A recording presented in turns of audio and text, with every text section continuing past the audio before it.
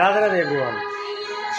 অনেক দিন পর মানে কি ভিডিও করতে মনে টনে থাকে না আমার, আর মনে থাকলে সময় হয়ে ওঠে না ভিডিও করার জন্য।